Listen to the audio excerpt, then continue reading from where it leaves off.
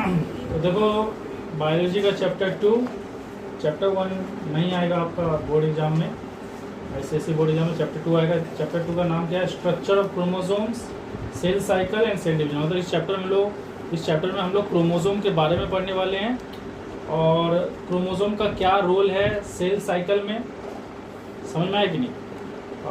और cell division में, मतलब जब भी कोई सेल डिवाइड होता है तो क्या बनता है? बेबी सेल बनता है, डॉटर सेल बनता है। वो डॉटर सेल फिर क्या होता है? ग्रो होता है, मैच्योर होता है और रीडिवाइड होता है। तो सेल साइकिल का मतलब क्या होता है? सेल साइकिल का मतलब होता है कि कोई चीज़ कोई नया सेल बना और वो दोबारा ग्रो हुआ और वो फिर डिवाइड हुआ, फिर डिवाइड होने के बाद फिर एक नया सेल बनेगा, फिर वो ग्रो होगा, फिर डिवाइड होगा। तो इन सारे प्रोसेस में क्रोमोसोम का बहुत इंपॉर्टेंट रोल प्ले करता है, तो उसके बारे में हम लोग यहाँ पे पढ़ेंगे। तो सबसे पहले बात करते हैं क्रोमोसोम के बारे में। तो देखो ये न्यूक्लियस है, सॉरी ये सेल है। सेल के सेंटर में रहता है आपका न्यूक्लियस, और न्यूक्लियस के अंदर में ना जेनेटिक मटेरियल रहता है। ये जेनेटिक मटेरियल हमें हमारे मम्मी पापा से मिलता है। मतलब हमारा जो बॉडी सेल है उस सेल में ये जेनेटिक मटेरियल कहाँ से आया है? हमारे मम्मी पापा से आया है। तो ये जो जेनेटिक मटेरियल है इसके अंदर में है जेनेटिक मटेरियल। किसके अंदर में है? न्यूक्लियस के अंदर में। और इस जेनेटिक मटेरियल को क्या बोलते हैं? Chromatin fibre. इसको फाइबर क्यों बोलते हैं? क्योंकि ये ना हेयर जैसा दिखता है। तो ये जेनेटिक मटेरियल है जो कि कहाँ से कहाँ ट्रांसफर होता है? Transfer from parents to offspring मतलब बेबी। तो एक माँ बाप से बच्चे तक जो जेनेटिक मटेरियल ट्रांसफर होता है उसको क्या बोलते हैं? Chromatin fibre. और ये हेयर जैसा दिखता है इसलिए इसको फाइबर बोला गया। समझ में आ गया? और ये जो क्रोमाटिन फाइबर है ना, it can be seen only by electron microscope. इसको इलेक्ट्रॉन माइक्रोस्कोप द्वारा ही देखा जा सकता है, and not by compound microscope. जो हमारे लैब में, जो बायोलॉजी लैब में जो माइक्रोस्कोप रहता है वो कंपाउंड माइक्रोस्कोप रहता है। वो 2 लेंस से बना होता है, 2 बाई कन्वेक्स लेंस। तो उस माइक्रोस्कोप से आप इसको देख नहीं सकते। मतलब ये क्रोमाटिन मटेरियल जो है, ये जेनेटिक मटेरियल जो हमें हमारे मम्मी पापा से मिलता है, ये क्रोमाटिन मटेरियल को आप नॉर्मल माइक्रोस्कोप से देख नहीं सकते। लेकिन ये क्रोमाटिन मटेरियल, ये जो जेनेटिक मटेरियल है या जो क्रोमाटिन फाइबर है, ये दिखाई देता है। कब दिखाई देता है? During the time of cell division. जब ये सेल डिवाइड होने वाला रहता है तब ये दिखाई देता है। लेकिन उस टाइम इसका नाम बदल जाता है, उस टाइम इसका नाम बदल के हो जाता है क्रोमाटिन फाइबर से क्रोमोसोम। तो ये क्रोमाटिन फाइबर ही बाद में जाके क्या बन जाता है? It become chromosome. और इस क्रोमोसोम को आप कंपाउंड माइक्रोस्कोप में देख सकते हो, and can be visible under compound microscope. तो एक चीज दिमाग में डाल लो कि क्रोमाटिन फाइबर और क्रोमोसोम में कुछ डिफरेंस नहीं है, दोनों सेम ही चीज है। लेकिन इसका और इसका में क्या फर्क है कि ये ना बहुत थिन रहता है और काफी लंबा रहता है। समझ में आया कि नहीं? और जब ये क्रोमोसोम बनता है ना सेल डिवीजन के टाइम में, तो ये बहुत छोटा हो जाता है, कंडेंस हो जाता है। कंडेंस क्या हो जाता है? ऐसे कंडेंस हो जाता है। और छोटा होने से क्या हो जाएगा? छोटा जो भी चीज होगा वो क्या होगा? मोटा हो जाएगा, ठीक हो जाएगा। तो बस यहाँ पे क्या है, क्रोमाटिन फाइबर स्टेट में ये कैसा रहता है? थिन रहता है, इतना थिन रहता है कि दिखाई भी नहीं देता है। लेकिन जब ये क्रोमोसोम बनता है क्या हो जाता है? कंडेंस हो जाता है। कंडेंस होने के कारण ये कैसा दिखने लगता है? थिक दिखने लगता है। और थिक होने के कारण ये हम लोग को कंपाउंड माइक्रोस्कोप में भी दिखाई देने लगेगा। तो यहाँ तक आपको समझ में आया? इसको हम थोड़ा और डिटेल में आगे डिस्कस करेंगे, पहले आप लोग इसको लिखिए, पॉज कर दो।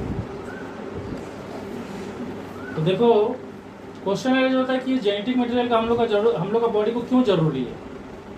देखो ये जेनेटिक मटेरियल ही डिसाइड करता है कि इंसान का बच्चा जो होगा वो इंसान के जैसा दिखेगा। तो समझ में आएगी कि इंसान का बच्चा जो होता है, ह्यूमन बीइंग का जो बेबी होता है वो ह्यूमन बीइंग जैसा दिखता है, डॉग जैसा नहीं दिखता है। तो ऐसा क्यों होता है? क्योंकि हमारे मम्मी पापा का बॉडी का जो सेल है उसके अंदर भी क्या है? जेनेटिक मटेरियल है। और ये जेनेटिक मटेरियल ना इंफॉर्मेशन कंटेन करता है कि एक बॉडी को कैसे डिजाइन करना है। हमारा आँख का डिजाइन, हमारा नाक का डिजाइन, हेयर का डिजाइन, बॉडी स्ट्रक्चर का डिजाइन, ये सारा डिजाइन जो है ये एक इंफॉर्मेशन फॉर्म में कहाँ स्टोर है, क्रोमाटिन फाइबर में स्टोर है। समझ में आया कि नहीं? तो इसीलिए इसको बोला गया ये एक जेनेटिक मटेरियल है। और जेनेटिक मटेरियल, इसको जेनेटिक मटेरियल क्यों बोला गया? क्योंकि हर क्रोमाटिन फाइबर क्या चीज से बना हुआ है, जीन से बना हुआ है। और जीन वो इंफॉर्मेशन है जो कि आपका बॉडी का अलग अलग पार्ट को डिजाइन करता है। समझ में आया कि नहीं? तो कि मेरा बाल कर्ली है, किसी का हो सकता है मेरा और एक भाई हो उसका बाल स्ट्रेट हो, तो ये सब जो डिफरेंस आ रहा है this is because of gene. समझ में आया कि नहीं? तो ये जो क्रोमाटिन फाइबर है ना, वो क्रोमाटिन फाइबर मतलब समझ लो कंप्लीट इंफॉर्मेशन, और जीन एक उसमें एक छोटा सा उस इंफॉर्मेशन का क्या है, एक छोटा सा हिस्सा है। कंप्लीट इंफॉर्मेशन का मतलब क्या हो गया, मेरा पूरा बॉडी को जो बनाने के लिए जो इंफॉर्मेशन चाहिए वो किसके अंदर है, क्रोमाटिन फाइबर के अंदर है। और मेरा बॉडी का किसी एक पार्ट को बनाने के लिए जो प्रोग्रामिंग जो इंफॉर्मेशन चाहिए वो किसके अंदर है, जीन के अंदर। मतलब जीन मिल के क्रोमाटिन फाइबर को बनाता है। समझ में आया क्या? तो हमारा बॉडी डिजाइन हमारे मम्मी पापा जैसा होता है बिकॉज ऑफ जेनेटिक मटेरियल। यहाँ पे कुछ इंफॉर्मेशन है जो हमें उनके जैसा ही बनाता है। तो देखो न्यूक्लियस के अंदर क्या होता है, क्रोमाटिन फाइबर होता है जो जेनेटिक मटेरियल होता है, जो हमें हमारे मम्मी पापा से मिलता है। ये जेनेटिक मटेरियल ना नॉर्मली कैसा रहता है, थिन रहता है, और ये आप इसको कंपाउंड माइक्रोस्कोप में देख नहीं सकते। लेकिन जब क्या होने वाला रहता है, जब होने वाला रहता है सेल डिवीजन, जब सेल डिवाइड होने वाला रहता है, तो यही क्रोमाटिन फाइबर क्या होता है, कंडेंस होके क्या बन जाता है, क्रोमोसोम। समझ में आया कि? और ये क्रोमोसोम जो है ना अपने आप को फर्दर डुप्लीकेट कर लेता है, मतलब एक से कितना हो जाता है, दो हो जाता है। और जब ये एक से दो हो जाता है तब इसका दोनों पार्ट को बोलते हैं सिस्टर क्रोमाटिन। पहले क्या नाम था, क्रोमाटिन फाइबर, फिर ये कंडेंस हुआ, छोटा हो गया, छोटा होने से थोड़ा मोटा हो गया, तो ये आपको कंपाउंड माइक्रोस्कोप के अंदर दिखाई देने लगेगा। और उसके बाद ये अपने आप को क्या कर लिया, डुप्लीकेट कर लिया, मतलब एक से क्या कर लिया, डबल कर लिया। और एक से डबल करने के बाद इसका नाम क्या हो गया, सिस्टर क्रोमाटिन। और ये दोनों सिस्टर क्रोमाटिन एक पॉइंट पे जुड़ा हुआ है, ये सेंटर में यहाँ पे जुड़ा हुआ है, और इस पॉइंट को क्या बोलते हैं, सेंट्रोमियर। तो सेंट्रोमियर वो पॉइंट है जहाँ पे दो सिस्टर क्रोमाटिन एक दूसरे से जुड़ा हुआ है। अरे समझ में आ रहा है कि नहीं? Yes yes yes. तो अब क्वेश्चन ये होता है कि ये अपने आप को डबल क्यों किया? क्योंकि देखो सीधा सा बात है, अगर एक सेल डिवाइड होगा तो इसके अंदर में कितना तो क्रोमाटिन, मतलब सोच लो एक तो क्रोमाटिन फाइबर है, समझाने के लिए बता रहा हूँ। जब ये डिवाइड होकर कितना सेल बनेगा, ये डिवाइड होकर कितना सेल बनेगा, 2 सेल बनेगा, ठीक है। जब ये डिवाइड होके 2 सेल बनेगा तो इसके अंदर भी तो एक क्रोमाटिन फाइबर चाहिए और इसके अंदर भी तो क्रोमाटिन फाइबर चाहिए ना। तो इसके लिए इस क्रोमाटिन फाइबर को अपने आप को क्या करना पड़ेगा, डबल करना पड़ेगा। तो ये हो गया आपका पेरेंट सेल। पेरेंट सेल में जितना क्रोमाटिन फाइबर है वो क्या होगा, दोनों सेल में बराबर डिस्ट्रीब्यूट होगा। हाफ नहीं हो रहा है, बराबर हाफ नहीं होगा तो कितना होगा, ये अपने आप को पहले डबल कर रहा है और फिर इसमें चले जा रहा है। तो हाफ नहीं हो रहा है, बराबर डिस्ट्रीब्यूशन हो रहा है। तो ये जो सेल है उसको हम लोग क्या बोलेंगे, डॉटर सेल्स। तो देखो ये जो आपका क्रोमाटिन फाइबर था, पहले अपने आप को एक से क्या बना लिया, 2 बना लिया। उसमें से एक सिस्टर क्रोमाटिन इसमें चले गया और एक सिस्टर क्रोमाटिन इसमें चले गया। कल जाके ये इस सेल का क्या बन जाएगा, क्रोमाटिन फाइबर, और ये क्या बन जाएगा, इस सेल का क्रोमाटिन फाइबर। फर्दर जब ये सेल डिवाइड होगा तो फिर ये क्रोमाटिन फाइबर अपने आप को फिर से एक से डबल करेगा। आपको समझ में आ रहा है ना क्या हो रहा है? तो ये क्रोमोसोम अपने आप को डुप्लीकेट करके क्या बन जाता है, दो सिस्टर क्रोमाटिन बन जाता है। क्योंकि एक ही क्रोमोसोम 2 बना है इसलिए इसको सिस्टर बोला गया है। और यहाँ पे डॉटर सेल क्यों बोला जा रहा है, क्योंकि इस पेरेंट सेल से ये पैदा हो रहा है, मतलब ये पेरेंट सेल अपने आप को डिवाइड करके ये बन जा रहा है, ये डिवाइड होकर बन रहा है, इसलिए यहाँ पे डॉटर वर्ड यूज हुआ है। और यहाँ पे ये अपने आप को ही डुप्लीकेट कर ले रहा है, यहाँ पे एक नया सेल का जन्म हो रहा है इसलिए ये डॉटर है। और यहाँ पे किसी का जन्म नहीं हो रहा है, ये अपने आप को क्या कर ले रहा है, डबल। तो इसलिए यहाँ पे वर्ड क्या यूज हुआ है, सिस्टर। और दोनों सिस्टर क्रोमाटिन कहाँ जुड़े हुए रहते हैं, पॉइंट पे, जिसको क्या बोलते हैं, सेंट्रोमियर। तो यहाँ पे अगर आप क्रोमाटिन फाइबर को अगर और एक्सपेंड करोगे, अगर आप क्रोमैटिक फाइबर को और उसको उसके अंदर में देखोगे तो क्रोमैटिन फाइबर को अगर आप अंदर में देखोगे तो आपको पता चलेगा कि क्रोमैटिन फाइबर फर्दर दो चीज़ से बना हुआ है, जिसका नाम है डीएनए और हिस्टोन प्रोटीन, जिसमें से डीएनए का परसेंटेज कितना है क्रोमैटिन फाइबर के अंदर में 40% है, और हिस्टोन प्रोटीन का परसेंटेज कितना है 60%। अब क्वेश्चन अराइज होता है कि क्रोमैटिन फाइबर के अंदर में ये डीएनए और हिस्टोन प्रोटीन रहता कैसे है। तो डीएनए एक थ्रेड जैसा रहता है, और हिस्टोन प्रोटीन जो रहते हैं वो 8 हिस्टोन प्रोटीन एक जगह इकट्ठा रहता है। जैसे यहाँ पे 8 हिस्टोन प्रोटीन है, यहाँ पे भी 8 हिस्टोन प्रोटीन है, और यहाँ पे भी 8 हिस्टोन प्रोटीन है, और ऐसे बहुत मतलब कंटिन्यूसली 8 हिस्टोन प्रोटीन रहता है। और ये डीएनए क्या होता है, उस 8 हिस्टोन प्रोटीन पे ऐसे से लपेटा रहता है। तो अगर आप एक क्रोमैटिन फाइबर के अंदर में देखोगे तो उसके अंदर आपको एक थ्रेड जैसा डीएनए दिखेगा, जो कि 8 कॉम्बिनेशन ऑफ मतलब 8 हिस्टोन प्रोटीन का कॉम्बिनेशन के ऊपर कंटिन्यूसली लपटा रहेगा। तो जहाँ पे 8 हिस्टोन प्रोटीन पे डीएनए लपटे रहता है, उस रीजन को एक नाम दिया गया है। उस रीजन को क्या बोलते हैं, न्यूक्लियोसोम बोलते हैं। और ऐसे करके ऐसा 8 हिस्टोन प्रोटीन का जो कॉम्बिनेशन रहता है, इसका क्वांटिटी कितना होता है, इसका क्वांटिटी एक क्रोमैटिन फाइबर में मिलियंस होता है। मतलब डीएनए मिलियंस बार ऐसे 8 हिस्टोन प्रोटीन पे लपेटे रहते हैं, और ये जहाँ जहाँ ये डीएनए हिस्टोन प्रोटीन पे ऐसे लपेटा जाता है, उस रीजन को क्या बोलते हैं, न्यूक्लियोसोम। तो एक तरह से बोल सकते हैं एक क्रोमैटिन फाइबर के अंदर में मिलियंस ऑफ न्यूक्लियोसोम रहता है। मतलब जैसे आप देख सकते हो, ये डीएनए आया, 8 हिस्टोन प्रोटीन पे लपटाया, तो ये एक न्यूक्लियोसोम हो गया। फिर ये डीएनए फिर से 8 हिस्टोन प्रोटीन पे लपटाया, फिर ये भी एक न्यूक्लियोसोम हो गया। फिर 8 हिस्टोन प्रोटीन पे लपटाया, वाइंड हो गया उसके चारों तरफ, तो फिर ये भी एक न्यूक्लियोसोम हो गया। तो इस तरह से डीएनए और हिस्टोन प्रोटीन एक क्रोमैटिन फाइबर के अंदर में रहता है। और ऐसे कितने क्रोमैटिन फाइबर रहते हैं, ऐसे टोटल ह्यूमन सेल का बात करें तो टोटल 46 क्रोमैटिन फाइबर रहता है।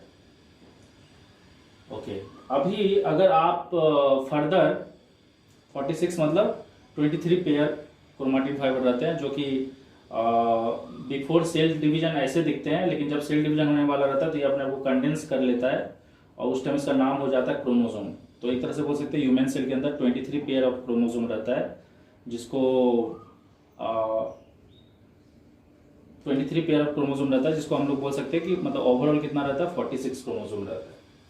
अगर आप सोच लीजिए, हम लोग जब क्रोमैटिन फाइबर के अंदर में देखे तो हम लोग को दिखा डीएनए और हिस्टोन प्रोटीन। अगर आप डीएनए को फर्दर और एक्सपैंड करके देखोगे तो आपको दिखेगा कि डीएनए भी फर्दर कोई और चीज से बना हुआ है। तो एक डीएनए का सबसे स्मॉलेस्ट यूनिट क्या होता है, न्यूक्लियोटाइड होता है।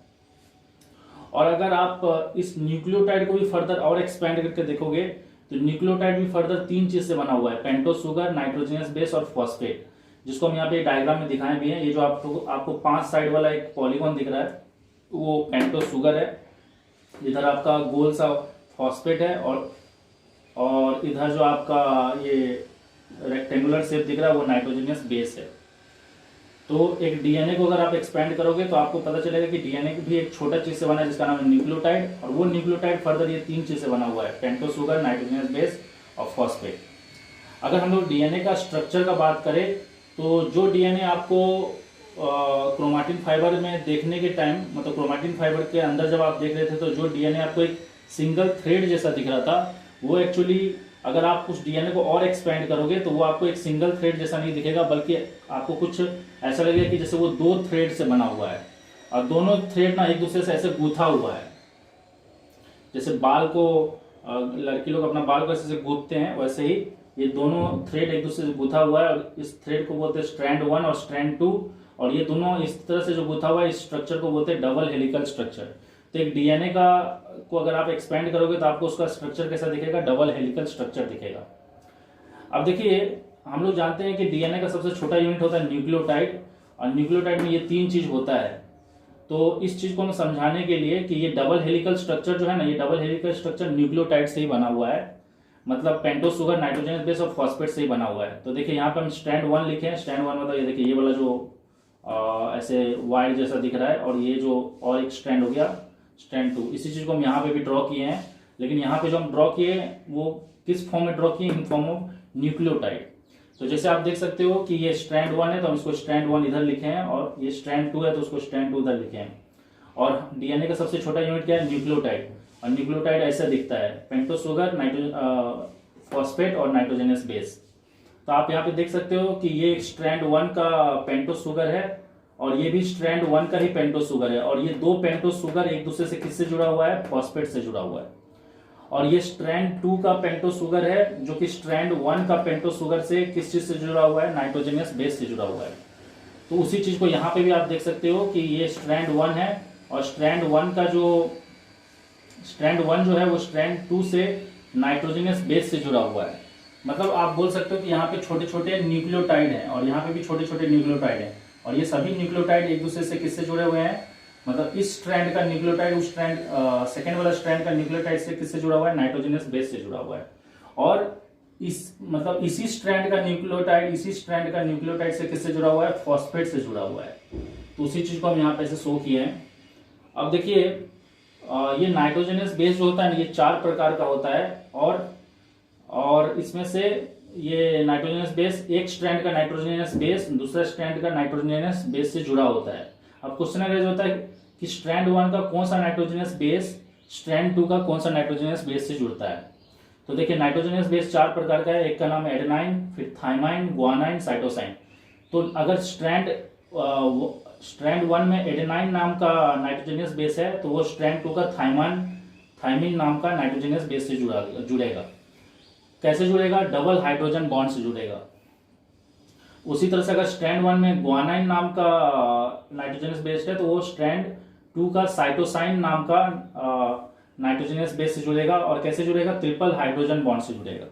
सेम चीज हम ऐसे भी बोल सकते हैं कि अगर स्ट्रैंड 2 में एडेनाइन नाम का है तो वो स्ट्रैंड 1 का थाइमाइन से जुड़ेगा, और अगर स्ट्रैंड 2 में गुआनाइन है तो स्ट्रैंड 1 का साइटोसाइन से जुड़ेगा। मतलब एडेनाइन हमेशा थाइमाइन से जुड़ेगा, गुआनाइन हमेशा साइटोसाइन से जुड़ेगा। ऐसा नहीं होगा कि एडेनाइन साइटोसाइन से जुड़ जाएगा और गुआनाइन थाइमाइन से जुड़ जाएगा। एडेनाइन और थाइमाइन में डबल हाइड्रोजन बॉन्ड होता है और गुआनाइन और साइटोसाइन में ट्रिपल हाइड्रोजन बॉन्ड होता है। मतलब हम लोग यहाँ पे बोल सकते हैं कि अगर सोच लीजिए ये एडेनाइन है और तो ये थाइमाइन होगा और ये दोनों डबल हाइड्रोजन बॉन्ड से जुड़ेगा, और अगर ये गुआनाइन है तो ये साइटोसाइन होगा और ये दोनों ट्रिपल हाइड्रोजन बॉन्ड से जुड़ेगा। और ये एक स्ट्रैंड हो गया और ये तो दूसरा स्ट्रैंड हो गया। तो अभी हम लोग एक और चीज के बारे में पढ़ेंगे। मुझे लगता है ये सब चीज आपको समझ में आया होगा। उसका नाम है जीन।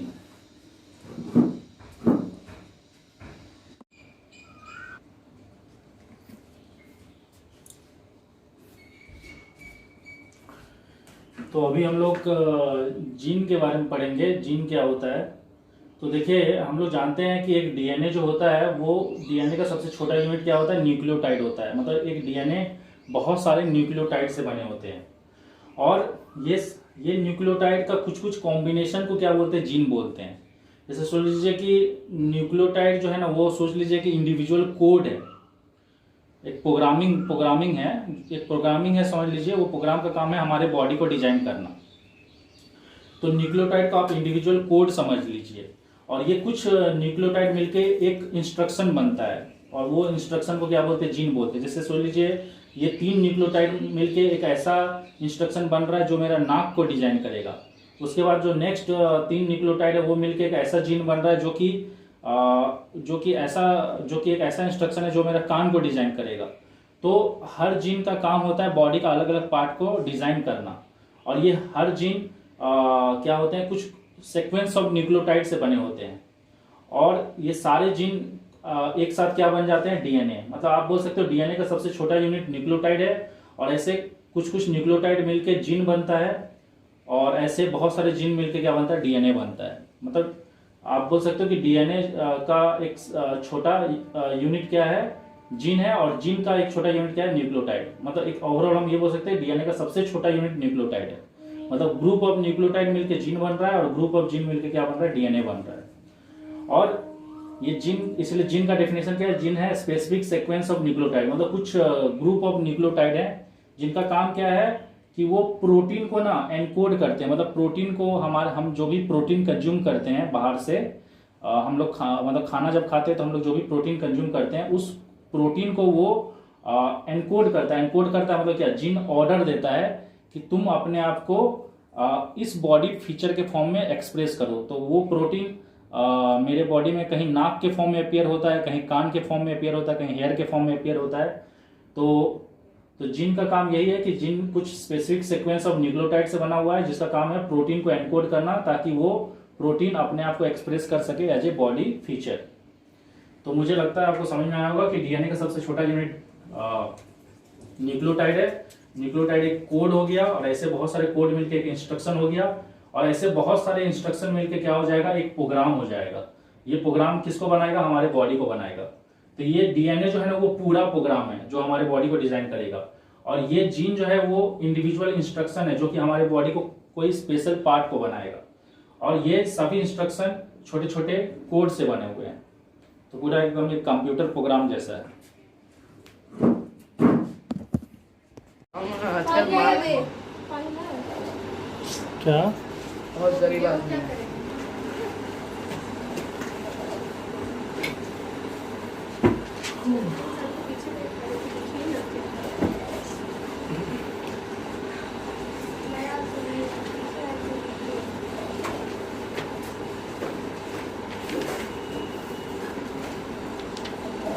तो यहाँ पे क्वेश्चन है कि हमारे बॉडी में नया सेल का ज़रूरत क्यों है। ठीक है, हमारे शरीर में नया सेल का ज़रूरत क्यों है।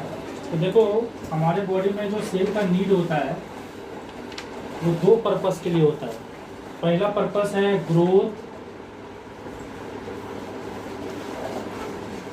Replacement, repair.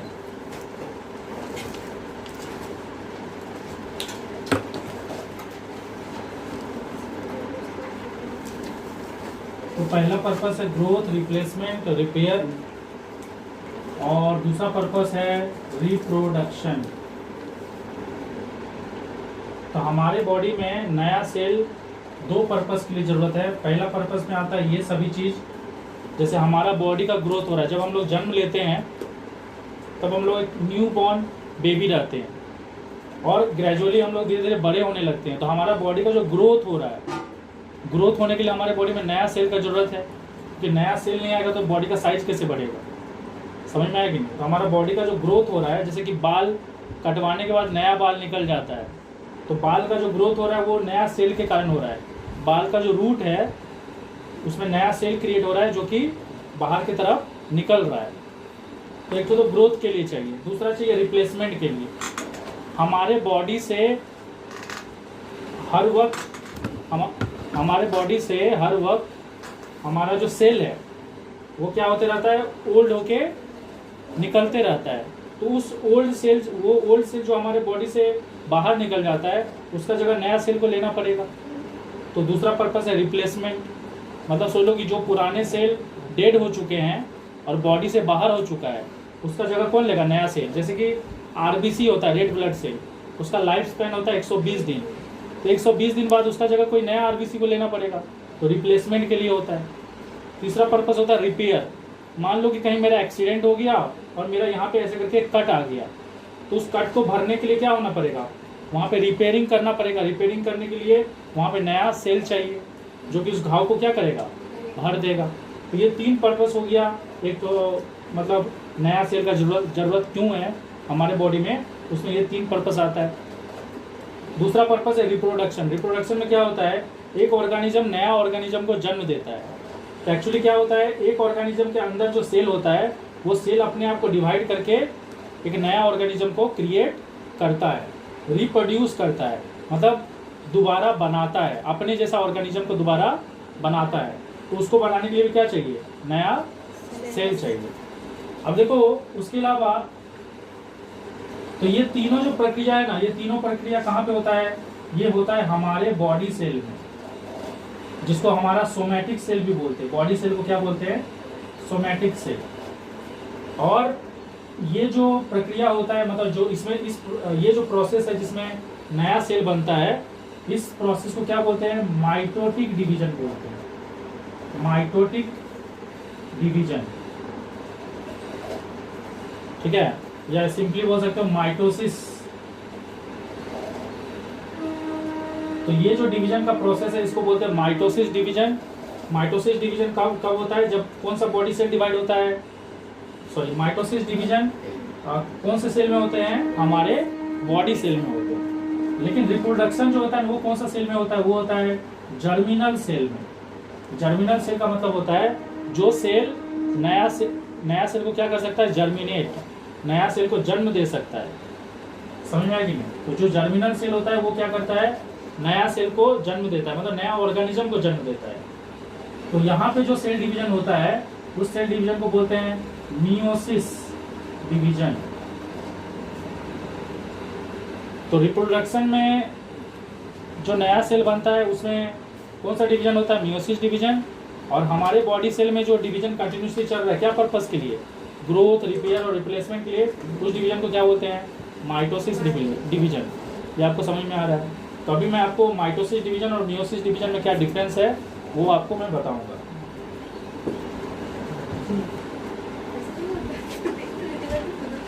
तो देखो माइटोसिस डिवीजन जो है इसको डिप्लॉइड डिवीजन भी बोलते हैं। क्या बोलते हैं, डिप्लॉइड डिवीजन। इसको डिप्लॉइड डिवीजन क्यों बोलते हैं, देखो जैसे सोच लो कि ये पेरेंट सेल है, कौन सा सेल है, पेरेंट सेल, ओके। और हमारा जो सेल होता है ना ह्यूमन बीइंग, अगर हम लोग ह्यूमन बीइंग का बात करें तो ह्यूमन बीइंग के अंदर में न्यूक्लियस के अंदर में कितना तो क्रोमाटिन फाइबर होता है, टोटल होता है 46 क्रोमाटिन फाइबर होता है, मतलब बोल सकते हैं 46 क्रोमोसोम होता है, जिसको इन जनरल हम बोल सकते हैं 23 पेयर्स ऑफ क्रोमोसोम होता है। समझ में आया कि नहीं? मतलब हमारे न्यूक्लियस के अंदर में कितना तो क्रोमोसोम होता है, 23 पेयर्स ऑफ क्रोमोसोम होता है, मतलब टोटल 46 क्रोमोसोम होता है। तो माइटोसिस डिवीजन में क्या होता है, माइटोसिस डिवीजन में जब एक सेल डिवाइड होता है, कितना सेल में, 2 सेल में डिवाइड होता है। और ये दोनों सेल को क्या बोलते हैं, दोनों सेल को बोलते हैं डॉटर सेल। समझ में आया कि नहीं? तो 23 को हम ऐसे लिख सकते हैं 2 इंटू एन, मतलब 2 इंटू 23 पेयर, मतलब क्या हो गया 2 इंटू 23। अरे समझ में आया कि नहीं? हर ऑर्गेनिज्म में जो क्रोमोसोम होता है ना वो पेयर में होता है। तो हमारे में कितना तो पेयर है, 23 पेयर है। 23 पेयर का मतलब कितना हो गया, 46। मतलब हम इसको 2 इंटू 23 लिख सकते हैं। तो हम यहाँ पे 2 इंटू एन क्यों लिखे, क्योंकि हमारे बॉडी में ना 23 पेयर है। एक डॉग का बॉडी में तो 23 नहीं होगा, उसके बॉडी में अलग नंबर ऑफ क्रोमोसोम होगा। एक कैट के बॉडी में अलग number of pair of chromosome होगा। तो सबका अलग अलग है, इसलिए हम यहाँ पे एन लिखे हैं। हमारे केस में एन का वैल्यू कितना है, 23, मतलब टोटल हो गया 46। तो जब माइटोसिस सेल डिवीजन होता है ना, तो ये हर क्रोमोसोम अपने आप को क्या कर लेता है, डबल कर लेता है। मतलब यहाँ पे 23 पेयर है ना, अरे समझ में आ रहा है कि नहीं? 23 पेयर मतलब कितना है, 46 है। समझ में आया? तो ये जितना, ये जो 23 पेयर मतलब 46 क्रोमोसोम है ना, हर क्रोमोसोम अपने आप को क्या कर लेता है, डबल। आपको पता है कि पहले हर क्रोमोसोम किस फॉर्म में रहता है, क्रोमाटिन फाइबर। बाद में ये अपने आप को कंडेंस कर लेता है। कब कंडेंस करता है, जब सेल डिवीजन होने वाला रहता है। और ये फर्दर अपने आप को क्या कर लेता है, डुप्लीकेट कर लेता है। मतलब पहले ये क्रोमाटिन फाइबर था, फिर क्या बन गया, ये क्रोमोसोम। अब क्रोमोसोम अपने आप को 2 पार्ट में डिवाइड कर लिया, इसको हम लोग क्या बोलते हैं, सिस्टर क्रोमाटिन। समझ में आया कि नहीं? तो मुझे एक चीज बताओ, अगर 46 तो क्रोमोसोम है तो सिस्टर क्रोमाटिन का क्वांटिटी कितना हो जाएगा, इसका डबल, मतलब 92 हो जाएगा। समझ में आ रहा है कि नहीं? तो हमारे बॉडी में 23 पेयर ऑफ क्रोमोसोम है, मतलब टोटल कितना तो क्रोमोसोम है, 46। और हर क्रोमोसोम अगर अपने आप को डुप्लीकेट कर ले तो टोटल सिस्टर क्रोमाटिन कितना हो जाएगा, इसका डबल 92 हो जाएगा। उसमें से जब एक सेल अपने आप को डिवाइड करता है तो इसमें कितना आ जाता है, 46, और इसमें भी कितना आ जाता है, 46। इसमें 46 क्या आता है, 46 सिस्टर क्रोमाटिड्स आता है। और इसमें भी 46 क्या आता है, सिस्टर क्रोमाटिड्स। समझ में आएगी? और ये सिस्टर को 46 सिस्टर क्रोमाटिड इसमें आके क्या बन जाता है, क्रोमाटिन फाइबर, जो कि 46 को अगर और ये सभी 46 तो जो क्रोमाटिन फाइबर रहता है वो फिर से किस में आ जाते हैं, पेयर में आ जाते हैं। मतलब फिर से कितना पेयर हो जाता है बताओ, 23 पेयर्स हो जाता है। समझ में आया कि मतलब यहाँ पे अगर 2n क्वांटिटी था तो यहाँ पे भी कितना क्वांटिटी है, 2n ही है। मतलब यहाँ अगर 46 क्रोमोसोम था तो यहाँ पे भी फिर कितना क्रोमोसोम बन गया, 46, क्योंकि यही सिस्टर क्रोमाटिन कल जाके क्रोमाटिन फाइबर बन जाएगा। और फिर जब ये सेल डिवाइड होने वाला रहेगा तो वही क्रोमाटिन फाइबर फिर क्या बन जाएगा, क्रोमोसोम, फिर वो अपने आप को डिवाइड कर लेगा 2 सिस्टर क्रोमाटिन, फिर यही प्रक्रिया चलते रहेगा। समझ में आया कि नहीं। तो यहाँ पे भी कितना आ जाएगा, 46 सिस्टर क्रोमाटिन। मतलब यहाँ पे भी 2 का पेयर मतलब 23 का पेयर आ जाएगा। पेयर मतलब 2 × 2। अरे समझ में आ रहा है कि नहीं। तो इसको डिप्लॉयड डिवीजन 2 बोलते हैं, क्योंकि इसमें ना जितना क्रोमोसोम पेरेंट के पास रहता है उतना ही क्रोमोसोम दोनों डॉटर सेल को भी मिलता है। मतलब यहाँ पे 2 × n है 23 पेयर, तो इसको भी कितना मिलता है, 2 × n ही मिलता है, मतलब 23 पेयर। और इसको भी 2 × n ही मिलता है, मतलब पूरा का पूरा मिलता है। जितना पेरेंट के पास रहता है उतना ही डॉटर को भी मिलता है। इसीलिए इसको क्या बोलते हैं, डिप्लॉयड डिवीजन। क्योंकि यहाँ पे भी 2 × n क्रोमोसोम है, मतलब 23 पेयर, और यहाँ पे भी 2 × n और 2 × n ही आता है। इसीलिए इस डिवीजन को क्या बोलते हैं, डिप्लॉयड डिवीजन। समझ में आ रहा है कि नहीं। क्या हुआ आपको समझ में आया, ये क्रोमाटिन फाइबर है, वही क्रोमोसोम बनेगा, फिर अपने आप को सिस्टर क्रोमाटिन करेगा।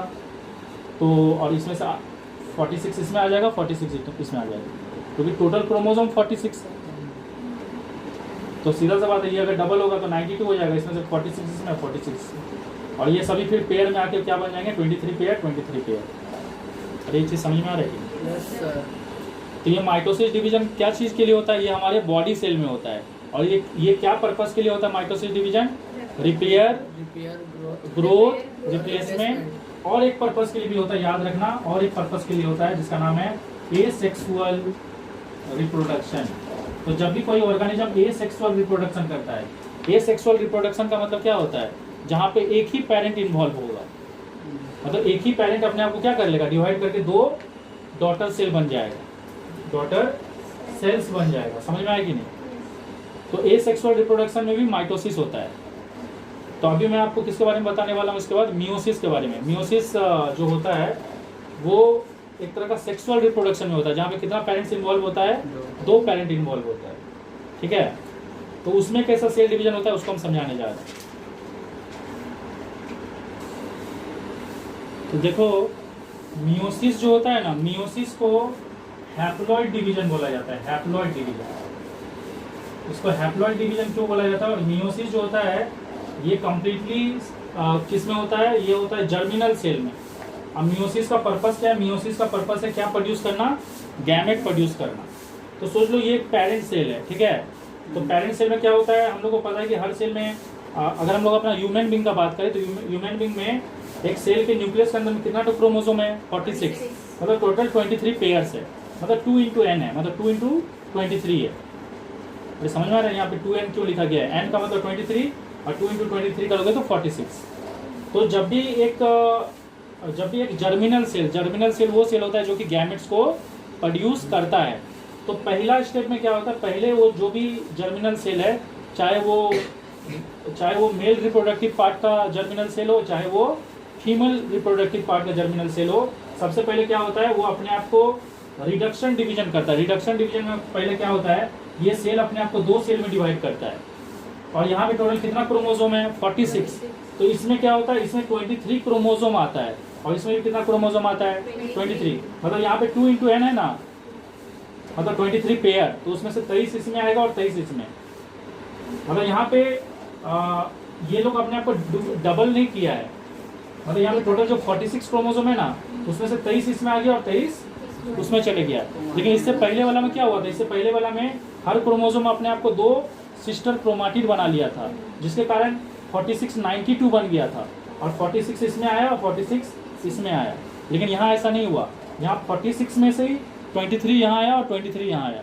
तो यहाँ पे आधा आधा क्रोमोसोम आया कि नहीं, वहाँ पे पूरा पूरा जा रहा था, और यहाँ पे क्या हो रहा है, आधा आधा आया।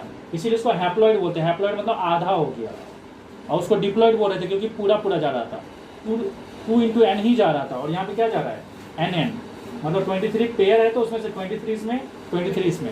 ये पहला स्टेप होता है। उसके बाद ये फर्दर क्या होता है, ये दोनों सेल और फर्दर डिवाइड होता है। अब देखो इसके अंदर कितना क्रोमोसोम है, 23 क्रोमोसोम है, हर क्रोमोसोम क्या है कर लेगा अपने, अब यहाँ पे क्या होगा, हर क्रोमोसोम अपने आप को क्या बना लेगा, 2 सिस्टर क्रोमाटिड बना लेगा। समझ में आया कि नहीं? उसमें से 23 तो 2 सिस्टर क्रोमाटिड अगर बना लेगा तो टोटल कितना सिस्टर क्रोमाटिड हो जाएगा, 46। तो उसमें से 23 सिस्टर क्रोमाटिड इसमें आएगा, 23 सिस्टर क्रोमाटिड इसमें जाएगा। उसी तरह से इस सेल में भी 23 क्रोमोसोम है जो अपने आप को कितना 46 सिस्टर क्रोमाटिड बना लेगा। तो 23 सिस्टर क्रोमाटिड इसमें आएगा, 23 सिस्टर क्रोमाटिड इसमें आएगा। समझ में आया? तो मान लो ये मेल गैमेट है और इस मेल गैमेट के अंदर कितना तो सिस्टर क्रोमाटिड है, 23। लेकिन एक कंप्लीट सेल होने के लिए टोटल कितना क्रोमोसोम होना चाहिए, 46। अगर ये अपने आप ये किसी फीमेल गैमेट से ना मिले तो इस सेल के अंदर कितना तो क्रोमोसोम बनेगा कल जाके, सिर्फ 23 ही तो बनेगा ना। अरे क्योंकि यही सिस्टर क्रोमाटिड कल जाके एक नया सेल का क्या बन जाता है, क्रोमोसोम। तो अगर यहाँ पे एक ह्यूमन बीइंग का सेल बनने के लिए टोटल कितना तो क्रोमोसोम होना चाहिए, 46। लेकिन यहाँ पे तो 23 तो सिस्टर क्रोमाटिड है ना। तो ये सेल अगर मैच्योर होगा तो इसमें कितना तो क्रोमोसोम बनेगा, 23 तो बनेगा। तो ये ह्यूमन सेल जैसा ये ह्यूमन सेल को डिजाइन कर पाएगा क्या, नहीं कर पाएगा। ह्यूमन सेल को डिजाइन करने के लिए यहाँ पे कितना क्रोमोसोम होना चाहिए, 46। तो क्या होगा, जैसा डिवीजन मेल में हुआ है ना वैसा डिवीजन किसमें होगा, फीमेल में भी होगा। तो ये मेल गैमेट अगर जाके कल जाके कोई फीमेल गैमेट से मिल जाए जिसके अंदर भी कितना सिस्टर क्रोमाटिड होगा, 23 सिस्टर क्रोमाटिड होगा। ये आपको समझ में आ रहा है? तो जब ये दोनों मिल जाएगा एक दूसरे से तो मिलने के बाद जो एक नया सेल बनेगा उसके अंदर फिर से कितना क्रोमोसोम आ जाएगा, मतलब 46 सिस्टर क्रोमाटिड मतलब 46 क्रोमोसोम आ जाएगा। अरे समझ में आ रहा है कि नहीं? और इस तरह से एक नया सेल क्रिएट होगा और यही सेल कल जाके और डिवाइड होके एक न्यू बॉर्न बेबी बन जाएगा। तो आपको समझ में आ रहा है कि रिप्रोडक्शन प्रोसेस में क्या हो रहा है कि मेल गैमेट वाला जो सेल है उसके अंदर सिर्फ 23 क्रोमोसोम बनने लायक सिस्टर क्रोमाटिड है। तो इसको और एक तो फीमेल गैमेट से भी मिलना पड़ेगा ताकि टोटल ओवरऑल कितना हो जाए, 46। क्योंकि एक ह्यूमन बीइंग को डिज़ाइन करने के लिए टोटल 46 क्रोमोसोम चाहिए और एक मेल गैमेट के पास टोटल 46 नहीं है, मतलब वो कंप्लीट नहीं है। उसको कंप्लीट होने के लिए फीमेल गैमेट भी चाहिए। अरे समझ में आ रहा है कि नहीं? तो देखो इस चैप्टर में हम लोग किसके ऊपर, कौन सा डिवीजन के ऊपर ज़्यादा फोकस करने वाले हैं, उसका नाम है माइटोसिस। ठीक है, माइटोसिस मतलब जो डिवीजन हमारे बॉडी सेल में होता है, ठीक है, रिप्रोडक्टिव सेल में नहीं। अगर यहाँ पे गैमेट के बारे में हम लोग डिटेल में नहीं पढ़ने वाले हैं, हमारे बॉडी सेल में जो डिवीजन होता है उसके बारे में पढ़ने वाले, जो मतलब जो सेल डिवीजन ग्रोथ, रिपेयर और रिप्लेसमेंट पर्पस के लिए होता है। तो देखो जो पेरेंट सेल होता है वो अपने आप को क्या करता है, माइटोसिस डिवीजन में 2 सेल में डिवाइड करता है। तो यहाँ पे 46 क्रोमोसोम रहता है जो कि जिसमें से 46 इसमें जाता है, 46 इसमें जाता है, मतलब सिस्टर क्रोमाटिड, और वही कल जाके फिर क्रोमोसोम बन जाएगा नया सेल का। लेकिन देखो जब भी एक सेल अपने आप को डिवाइड करता है तो आपको 2 छोटे छोटे सेल मिलेंगे। अरे अगर इतना बड़ा सेल अगर वो अपने आप को 2 पार्ट कर ले तो 2 छोटे छोटे सेल होगा कि नहीं। तो ये जो छोटा सेल होता है इसके पास ये कैसा दिखता है और इसका पेरेंट सेल कैसा दिखता है, देखो फर्क क्या है। पेरेंट सेल में ना न्यूक्लियस होता है और साइटोप्लाज्म जो होता है ना वो काफी बड़ा होता है, और इस साइटोप्लाज्म में बहुत सारा क्या होता है, ऑर्गेनेल्स होते हैं। लेकिन जब एक नया सेल जन्म लेता है ना तो उसमें क्या चीज का मतलब वो पेरेंट सेल से कैसे अलग होता है, उसमें न्यूक्लियस तो काफी बड़ा होता है लेकिन साइटोप्लाज्म का क्वांटिटी क्या होता है, बहुत कम होता है। समझ में आया कि नहीं? ये चीज आपको समझ में आ रहा है? तो साइटोप्लाज्म का क्वांटिटी बहुत कम होता है क्योंकि अभी उसमें ऑर्गेनेल सबका डेवलपमेंट हो ही रहा है। समझ में आया कि नहीं? ऑर्गेनेल सब है इसके अंदर, लेकिन वो ऑर्गेनेल सभी तो धीरे धीरे बड़ा होगा ना। अरे जब एक बच्चा पैदा होता है तो उसका हार्ट का साइज भी छोटा होगा, उसका किडनी, लीवर सबका साइज छोटा होगा ना। जैसे जैसे वो बच्चा मैच्योर होता है तो उसका ऑर्गन का साइज भी बढ़ता है। उसी तरह से जैसे हमारे बॉडी में ऑर्गन होता है उसी सेल के अंदर क्या होता है, ऑर्गेनेल। तो जब एक नया सेल पैदा होगा तो उसके अंदर जो ऑर्गेनेल सब होगा वो भी क्या होगा, छोटा छोटा होगा, इसीलिए उसका साइटोप्लाज्म छोटा रहता है। समझ में आया कि नहीं? अब देखो ये सेल को भी कल जाके मैच्योर होना है और क्या होना है, फर्दर डिवाइड होना है। तो यहाँ से ये जो डॉटर सेल से लेके एक मैच्योर सेल तक बनने का जो प्रोसेस है, जो स्टेज है, इस स्टेज को एक नाम दिया गया है। स्टेज को एक नाम क्या दिया गया है, इंटरफेज। क्या दिया गया है? तो इंटरफेज क्या है? इंटरफेज एक वो स्टेज है जो कि कहाँ से कहाँ तक को कंसीडर करता है, डॉटर सेल से लेके मैच्योर सेल बनने तक का जर्नी को ये इंटरफेज बताता है। अभी समझ में आ रहा है कि नहीं? Yes. इंटरफेज एक ऐसा फेज है जो कि हमें ये दिखाता है कि कैसे एक डॉटर सेल मैच्योर सेल बनता है। समझ में आया कि नहीं? तो जब ये डॉटर सेल रहता है तो इसके पास क्या प्रॉब्लम रहता है कि इसका न्यूक्लियस तो काफ़ी बड़ा रहता है, लेकिन इसका साइटोप्लाज्म बहुत मतलब साइटोप्लाज्म बहुत कम क्वांटिटी में रहता है, क्वांटिटी वाइज बहुत कम रहता है। लेकिन जैसे जैसे ये मैच्योर होने लगता है तो उसका साइटोप्लाज्म का क्वांटिटी क्या होता है? बढ़ता है। समझ में आया कि नहीं? ये चीज़ आपको समझ में आया? तो देखो ये जो इंटरफेज है ना, ये अपने आप में 3 फेज में डिवाइडेड है। अगर आप इसको फर्दर और डिटेल में देखोगे तो इंटरफेज 3 फेज में डिवाइडेड है। पहला है first growth phase, G1 phase बोलते हैं उसको, ठीक है? G1 फेज को बोलते हैं फर्स्ट ग्रोथ फेज। फिर सेकेंड फेज आता है सिंथेसिस फेज, समझ में आया? और तीसरा फेज को बोलते हैं G2 फेज। मतलब G1 फेज में क्या रहता है? ये एक बेबी सेल रहता है, मतलब डॉटर सेल रहता है। सिंथेसिस फेज में क्या होता है?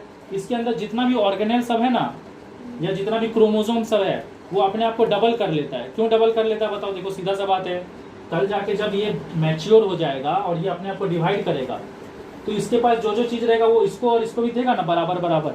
मान लो इसके पास राइबोसोम है, या गोल्गी एपैरेटस है, या माइटोकॉन्ड्रिया है, तो वो इसको भी माइटोकॉन्ड्रिया देगा, इसको भी देगा। इसको भी क्रोमोसोम, इसको जितना क्रोमोसोम देगा इसको भी उतना ही क्रोमोसोम देगा। तो हर चीज़ को डबल करना पड़ेगा कि नहीं? तो G1 फेज क्या है? G1 फेज है मतलब G1 मतलब यही, जब वो एक बेबी सेल है। सिंथेसिस फेज में क्या होगा? हर चीज़ डबल हो जाएगा। और G2 फेज आते आते क्या हो जाएगा? ये कंप्लीटली क्या हो जाएगा? मैच्योर हो जाएगा। और G2 फेज के बाद क्या होगा? ये अब डिवाइड हो सकता है। समझ में आया कि नहीं? तो हम लोग थोड़ा सा इसको और डिटेल में पढ़ेंगे। ये आपको समझ में आया? तो इंटरफेज को और एक नाम से पुकारा जाता है, इस नाम को भी याद रखना, रेस्टिंग फेज। क्योंकि इसको रेस्टिंग फेज क्यों बोला जा रहा है? ऐसा नहीं है कि ये जो बेबी सेल है रेस्ट में है। बेबी सेल के अंदर में बहुत सारा प्रक्रिया चल रहा है, जैसे ऑर्गेनेल सबका डिवीजन हो रहा है, क्रोमोसोम सबका डिवीजन हो रहा है, सब कुछ हो रहा है। लेकिन फिर भी इसको रेस्टिंग फेज क्यों बोला गया है? क्योंकि सेल यहाँ पे डिवाइड नहीं हो रहा है, सेल अभी बस मैच्योर हो रहा है। तो एक तरह से बोल रहे हैं कि अभी सेल क्या है? आराम कर रहा है। जैसे ही एक बार मैच्योर हो जाएगा तो ये डिवाइड होने लगेगा, तो तभी ये रेस्टिंग फेज में नहीं रहेगा। अभी समझ में आ रहा है कि? तो जब तक ये डिवाइड नहीं हुआ है तब तक हम लोग इसको बोलेंगे रेस्टिंग फेज या इंटरफेज। तो देखो हम लोग जानते हैं इंटरफेज जो है, इंटरफेज में क्या होता है? एक बेबी सेल ना मैच्योर होता है। तो बच्चा था वो बेबी सेल, अभी वो मैच्योर हो रहा है। तो उस दौरान में ना इंटरफेज में, उस दौरान में वो 3 फेज से गुजरता है। मतलब इंटरफेज के अंदर में 3 फेज आता है। और इंटरफेज क्या होता है समझ में आ गया? एक बेबी सेल मैच्योर हो रहा है, तो उसके मैच्योर होने के दौरान में उसमें क्या क्या चीज़ होता है उसको इस 3 फेज में समझाया गया है। सबसे पहला फेज तो आपको पता ही है कि वो अभी बेबी सेल है, तो उसमें क्या हो रहा है? सबसे पहला चीज़ क्या हो रहा है? उसमें RNA और प्रोटीन बनाया जा रहा है। अब आप बोलोगे कि RNA और प्रोटीन क्यों बन रहा है? क्योंकि देखो RNA और प्रोटीन का बहुत सारा यूजेस रहता है। RNA प्रोटीन ना नया ऑर्गेनेल्स को भी बनाने में हेल्प करते हैं, और यहाँ तक कि RNA और प्रोटीन ये जो DNA है ना, उसको भी डबल करने में हेल्प करते हैं। क्योंकि देखो आपका एक सेल के अंदर तो 46 क्रोमोसोम ही है ना, तो उस 46 क्रोमोसोम को 92 सिस्टर क्रोमाटिड बनाना है, तो हर क्रोमोसोम को डबल करना पड़ेगा। तो हर क्रोमोसोम को डबल करने में कौन हेल्प करता है? RNA और प्रोटीन हेल्प करता है। और ये RNA और प्रोटीन कौन बनाता है? न्यूक्लियोलस बनाता है। अब ये न्यूक्लियोलस क्या है? अगर आप देखोगे एक सेल होता है, सेल के अंदर क्या होता है? न्यूक्लियस। और आप देखोगे न्यूक्लियस के अंदर भी एक छोटा सा स्पॉट रहता है, ब्लैक कलर का स्पॉट, जिसको न्यूक्लियस का न्यूक्लियस बोलते हैं। जैसे सेल का एक न्यूक्लियस है ना, वैसे न्यूक्लियस के अंदर भी एक न्यूक्लियस रहता है, उसको क्या बोलते हैं? न्यूक्लियोलस। और इसका काम क्या होता है? ये राइबोसोम नाम का ऑर्गेनेल प्रोड्यूस करता है, और राइबोसोम का काम क्या है? प्रोटीन बनाना। समझ में आया कि नहीं? तो ये जितना भी RNA और प्रोटीन है ना, वो कौन बनाता है? न्यूक्लियोलस बनाता है, जो कि न्यूक्लियस के अंदर ही है। समझ में आया? अब ये RNA और प्रोटीन का काम क्या है? ये इसका काम है एक क्रोमोसोम को 2 सिस्टर क्रोमाटिड में कन्वर्ट करना। तो सीधा सा बात है, देखो एक क्रोमोसोम के अंदर तो एक ही DNA है ना, तो जब एक क्रोमोसोम अपने आप को 2 सिस्टर क्रोमाटिड बनाएगा तो उसके अंदर का डीएनए को भी क्या होना पड़ेगा, एक से तो डबल होना पड़ेगा। समझ में आ रहा है कि नहीं? ठीक है, तो इसका यूजेस हम लोग सिंथेसिस पेज में पढ़ेंगे, आरएनए और प्रोटीन कैसे डिवाइड करता है। उसके अलावा देखो हम लोग जानते हैं कि G1 फेज में क्या होता है, न्यूक्लियस तो काफ़ी बड़ा होता है और साइटोप्लाज्म का वॉल्यूम क्या होता है, काफ़ी कम होता है। तो फर्स्ट फेज में ये भी होता है कि वॉल्यूम ऑफ साइटोप्लाज्म क्या होता है, ग्रेजुअली बढ़ने लगता है। क्यों बढ़ता है? क्योंकि उसके अंदर नया नया हर ऑर्गेन क्या कर रहा है, अपने आप को डुप्लीकेट कर रहा है और ऑर्गेन सभी धीरे धीरे क्या हो रहा है, मैच्योर हो रहा है। तो देखो यहाँ पे वॉल्यूम साइटोप्लाज्म का बढ़ रहा है क्योंकि ऑर्गेनेल सब मैच्योर हो रहा है और ऑर्गेनेल सब डिवाइड भी हो रहा है। जैसे कि यहाँ पे हम कुछ एग्जांपल भी लिखे हैं कि कुछ ऑर्गेनेल डिवाइड हो रहा है, जैसे कि माइटोकॉन्ड्रिया, क्लोरोप्लास्ट, ये कुछ ऐसे ऑर्गेनेल हैं जिनका खुद का क्या होता है, डीएनए होता है। समझ में आया कि नहीं? तो ये समझ में आ गया। यहाँ पे आरएनए और प्रोटीन सिंथेसाइज होता है जो कि आगे यूज होगा सिंथेसिस पेज में, और साइटोप्लाज्म का वॉल्यूम ग्रेजुअली बढ़ रहा है क्योंकि हर ऑर्गेनेल का भी साइज बढ़ रहा है। समझ में आया कि नहीं? अब देखो सिंथेसिस पेज में क्या होता है, हम लोग जानते हैं कि एक क्रोमोसोम के अंदर एक डीएनए है और हर डीएनए डबल हेलिकल स्ट्रक्चर में, देखो ऐसा डबल हेलिकल स्ट्रक्चर है कि नहीं, आप लोग को इसके बारे में बताए थे। तो क्या होता है, ये जो डबल हेलिकल स्ट्रक्चर है ना, ये 2 स्ट्रैंड से बना हुआ है। इधर वाला का नाम है स्ट्रैंड 1, ये सब बताए थे आप लोग को, और इधर वाला का नाम क्या है, स्ट्रैंड 2। तो अगर आप डीएनए को और जूम करके देखोगे तो आपको दिखेगा डबल हेलिकल स्ट्रक्चर जो कि कितना स्ट्रैंड से बना हुआ है, 2 स्ट्रैंड से। अब यहाँ पे क्या होता है, देखो ये स्ट्रैंड जो एक दूसरे से ऐसे करके जुड़ा हुआ है ना, वो स्ट्रैंड ऐसे करके क्या होता है, खुल जाता है। कहाँ से खुल जाता है, ऊपर से। और ये आरएनए और प्रोटीन जाके ना यहाँ पे इस स्ट्रैंड में और एक स्ट्रैंड को डिजाइन करता है, जिसके कारण क्या बन गया, यहाँ पे और एक क्या बन गया, डीएनए बन गया। समझ में आया कि नहीं? और ये आरएनए और प्रोटीन आके इस स्ट्रैंड में भी आगे क्या करता है, इसे जुड़ के यहाँ पे और एक नया डीएनए बना देता है। तो देखो इधर भी एक डीएनए बन गया और इधर भी एक डीएनए बन गया। ये डीएनए किस में आएगा, इधर वाला सिस्टर क्रोमाटिड में, और ये वाला डीएनए किस में आएगा, इधर वाला सिस्टर क्रोमाटिड में। तो देख रहे हो ना, हर क्रोमोसोम अपने आप को डबल किया कि नहीं? क्योंकि जैसे क्रोमोसोम डबल होगा तो उसके अंदर का डीएनए भी डबल हो जाएगा, और उसमें से एक डीएनए इस सिस्टर क्रोमाटिड में आएगा और एक डीएनए इस सिस्टर क्रोमाटिड में आएगा। और दोनों सिस्टर क्रोमाटिड जिस पॉइंट पे जुड़ा होता है उसको क्या बोलते हैं, सेंट्रोमियर, MERE। यहाँ तक आपको समझ में आ गया? तो इस फेज में क्या होता है, डीएनए डुप्लीकेट हो जाता है, मतलब डीएनए डुप्लीकेट मतलब क्रोमोसोम भी डबल हो गया, मतलब क्रोमोसोम क्या बन चुका है, सिस्टर क्रोमाटिड बन चुका है। अब G2 फेज में क्या होता है, G2 फेज में cell is ready to divide. अब सेल मतलब सेल पूरी तरह से क्या हो चुका है, मैच्योर हो चुका है और वो अब डिवाइड हो सकता है। उसके अलावा और भी आरएनए और प्रोटीन बनते रहता है। क्यों बनते रहता है? क्योंकि सेल डिवीजन में आरएनए और प्रोटीन का बहुत सारा यूजेस होगा। देखो जब एक सेल डिवाइड होगा, जब एक सेल डिवाइड होता है तो नया सेल का भी तो न्यूक्लियस बनेगा ना, तो उसका न्यूक्लियर मेम्ब्रेन बनाना है। नया सेल का भी सेल वॉल बनेगा या प्लाज्मा मेम्ब्रेन बनेगा, तो उसको बनाने के लिए भी आरएनए और प्रोटीन चाहिए। समझ में आया कि नहीं? तो बाद में सेल डिवीजन के बाद भी आरएनए और प्रोटीन का बहुत सारा यूजेस है नया सेल के अंदर। यहाँ तक कि सेल डिवीजन में भी उस आरएनए और प्रोटीन का बहुत सारा यूजेस है, इसीलिए उनका सिंथेसिस चलते रहेगा। और अभी सेल क्या हो चुका है, डिवाइड होने के लिए रेडी हो चुका है। यहाँ तक समझ में आया? तो अभी हम लोग सेल डिवीजन देखेंगे कैसे होता है। ये सारा प्रोसेस किसके बारे में बता रहे हैं, माइटोसिस।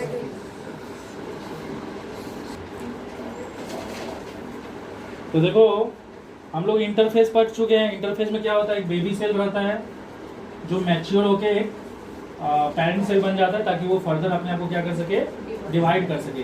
लेकिन देखो डिवीजन का जो प्रक्रिया होता है ना, उसमें सबसे पहले किसका डिवीजन होता है, सबसे पहले न्यूक्लियस का डिवीजन होता है। और न्यूक्लियस का डिवीजन होने के बाद पूरा का पूरा साइटोप्लाज्म ही अलग हो जाता है, मतलब 2 सेल बन जाते हैं। समझ में आया कि नहीं? तो बेबी सेल से लेके एक पेरेंट सेल तक बनने का जो सफर था या प्रोसेस था, उसको क्या बोलते हैं, इंटरफेस। और उसके बाद अब क्या होगा, सेल डिवाइड होना स्टार्ट होगा। तो सेल डिवाइड होने वाला जो स्टेज आता है ना, उसको क्या बोलते हैं, एम फेज। एम फेज मतलब माइटोसिस फेज। समझ में आया? और माइटोसिस फेज ना फर्दर 2 पार्ट में डिवाइडेड है, कार्योकाइनेसिस और साइटोकाइनेसिस। कार्योकाइनेसिस का मतलब होता है डिवीजन ऑफ न्यूक्लियस, मतलब पहले न्यूक्लियस डिवाइड होगा और उसके बाद साइटोप्लाज्म डिवाइड होगा, तो उसको साइटोप्लाज्म का डिवीजन को बोलते हैं साइटोकाइनेसिस। ये समझ में आया कि नहीं? अब देखो ये जो कार्योकाइनेसिस है ना, न्यूक्लियस का जो डिवीजन है, ये अपने आप में ना 4 स्टेज में डिवाइडेड है। जिसको हम लोग एक एक करके डिस्कस करेंगे। इसमें से सबसे पहला स्टेज का नाम है प्रोफेज, फिर उसके बाद आता है मेटाफेज, फिर आता है एनाफेज, और एनाफेज के बाद आता है टेलोफेज। तो मैं अभी प्रोफेज के बारे में बताऊंगा। ये सारा चीज आपको समझ में आया? ये पहले बेबी सेल मैच्योर हुआ और अभी डिवाइड होगा। डिवाइड जैसे होने वाला रहेगा तो कौन सा फेज आ जाएगा? Mitosis phase. माइटोसिस फेज दो पार्ट में डिवाइड है, कार्डियोकाइनेसिस और साइटोकाइनेसिस। और कार्डियोकाइनेसिस में न्यूक्लियस का डिवीजन होगा, लेकिन न्यूक्लियस का डिवीजन 4 स्टेज में होता है। मतलब न्यूक्लियस जब तक डिवाइड होता है तब तक 4 स्टेज गुजर चुका रहता है। कौन कौन सा? Prophase, metaphase, anaphase, telophase. तो अभी हम लोग एक एक करके डिस्कस करेंगे।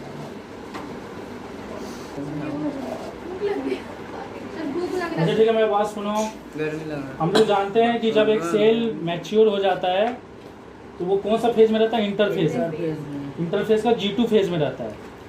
तो एक सेल में क्या क्या होता है? न्यूक्लियस होता है, न्यूक्लियस के अंदर रहता है क्रोमाटिन फाइबर, और न्यूक्लियस के बाहर यहाँ पे एनिमल सेल में, प्लांट सेल में नहीं, एनिमल सेल में एक ऑर्गेनेल होता है, जिस ऑर्गेनेल को क्या बोलते हैं? सेंट्रोजोम। तो याद रखना, सेंट्रोजोम सिर्फ एनिमल सेल में होता है, प्लांट सेल में नहीं होता। देखो प्लांट सेल में हम सेंट्रोजोम नहीं बनाए, समझ में आया कि नहीं? तो जैसे ही आपका प्रोफेज स्टार्ट होता है, मतलब न्यूक्लियस डिवीजन स्टार्ट होता है, कार्डियोकाइनेसिस, तो कार्डियोकाइनेसिस का सबसे पहला फेज क्या है? प्रोफेज। तो प्रोफेज जो है ना वो 2 पार्ट में डिवाइडेड है, अर्ली प्रोफेज और लेट प्रोफेज। अर्ली प्रोफेज में क्या होता है? ये जो सेंट्रोजोम है ना, ये अपने आप को 2 पार्ट में स्प्लिट कर लेता है, मतलब 1 से 2 हो जाता है, और उस टाइम उसका नाम क्या हो जाता है? उसका नाम हो जाता है सेंट्रियोल्स, क्योंकि 1 से 2 हो गया। समझ में आया? उसके अलावा देखो अर्ली प्रोफेज में और एक चीज क्या होता है, जितना भी क्रोमाटिन फाइबर है ना वो भी अपने आप को डुप्लीकेट कर लेता है। मतलब क्रोमाटिन फाइबर क्रोमोसोम बन जाता है, और क्रोमोसोम अपने आप को क्या कर लेता है? डुप्लीकेट करके क्या बन जाता है? Sister chromatin. और दोनों सिस्टर क्रोमाटिन कहाँ पे जुड़ा रहता है? सेंट्रोमियर पे। तो आपको दिख रहा है ना, पहले वो एक सिंगल फाइबर जैसा दिख रहा था और अभी 2-2 दिख रहा है। अरे समझ में आ रहा है कि नहीं? तो क्रोमोसोम डुप्लीकेट हो चुका है और क्या बन चुका है? सिस्टर क्रोमाटिन बन चुका है। अब देखो ये जो सेंट्रियोल है और ये सेंट्रियोल है वो इधर और इधर मूव करेगा, तो इस एंड और इस एंड को क्या बोलते हैं? पोल बोलते हैं। आप ना इसको धरती से कंपेयर मत कर लेना, धरती में पोल यहाँ और यहाँ होता है, और इक्वाटर कहाँ होता है? यहाँ और यहाँ होता है। मतलब इक्वाटर इसको बोलते हैं, पोल इसको बोलते हैं। किसमें? अर्थ केस में। अर्थ केस में इसको बोलते हैं, लेकिन सेल केस में उल्टा है। सेल केस में इसको पोल बोलते हैं और इसको इक्वाटर बोलते हैं। समझ में आया ना?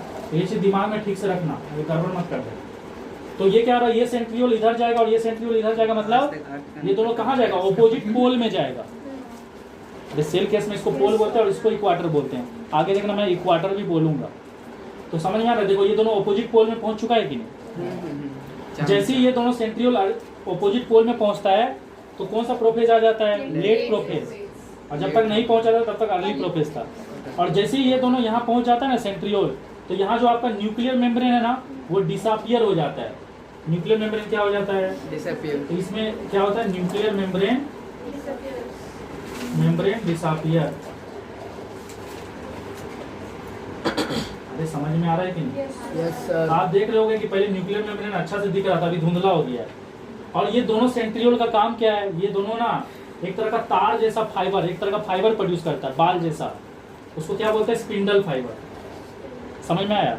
तो अब यहाँ पे तो क्वेश्चन अराइज होता है कि एनिमल सेल में तो समझ में आया कि कौन प्रोड्यूस किया स्पिंडल फाइबर?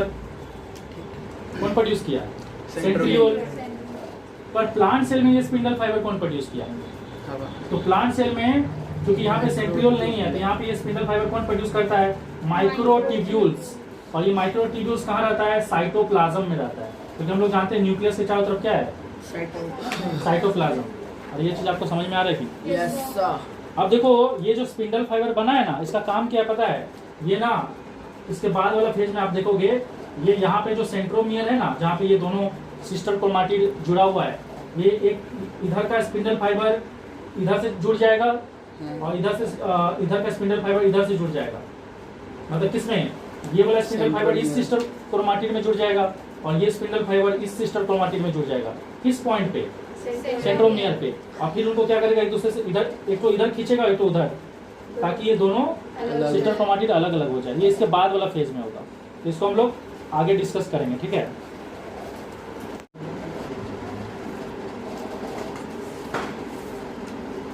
देखो हम लोग अर्ली प्रोफेज और लेट प्रोफेज पढ़ चुके थे।